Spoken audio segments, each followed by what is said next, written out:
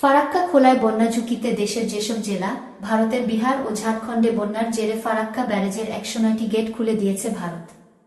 সোমবার এ গেটগুলো খুলে দেওয়া হয়। এতে একদিনে বাংলাদেশে ঢুকবে ১১ লাখ কিউসেক পানি। এই গেট খুলে দেওয়ায় দেশের রাজশাহী, চাঁপাইনবাবগঞ্জ, পাবনা, সিরাজগঞ্জ, কুষ্টিয়া, রাজবাড়ী ও মানিকগঞ্জ সহ আশপাশের জেলাগুলো প্লাবিত হবে বলে আশঙ্কা করা হচ্ছে। নদী বিষয়ক গবেষণা প্রতিষ্ঠান রিভারাইন পিপলের পরিচালক এম আনোয়ার হোসেন সমকালকে বলেন, ফারাক্কার গেট খুলে দেওয়ার খবরটি আমাদের জন্য বিপজ্জনক। এর ফলে দেশের রাজশাহী, চাঁপাইনবাবগঞ্জ, পাবনা, সিরাজগঞ্জ, কুষ্টিয়া, রাজবাড়ী ও মানিকগঞ্জ সহ আশপাশের জেলাগুলো প্লাবিত হবে বলে আশঙ্কা করা হচ্ছে। সোমবার ব্যারেজ কর্তৃপক্ষ জানায়, প্রতিবেশী দুই রাজ্যে বন্যার জেরে পানির চাপ পড়েছে। তবে স্বস্তির বিষয়, এখনও নেপাল থেকে পাহাড়ি ঢল নামেনি।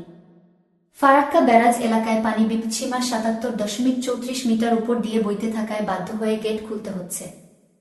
সেক্ষেত্রে ফিডার ক্যানেলেও পানির পরিমাণ বাড়ানো হয়েছে। ফারাক্কা ব্যারেজের জেনারেল ম্যানেজার আরদেশ পান্ডে বলেন, ফারাক্কা ব্যারেজ কর্তৃপক্ষ সবসময় অ্যালার্ট রয়েছে, প্রতি মুহূর্তে নজর রাখা হচ্ছে। খুব কম সময়ের মধ্যে যেভাবে পানির চাপ তৈরি হয়েছে তাতে ১০৯টি গেটের সবটি খুলে না দিলে ব্যারাজের উপর বড় চাপ তৈরি হচ্ছিল।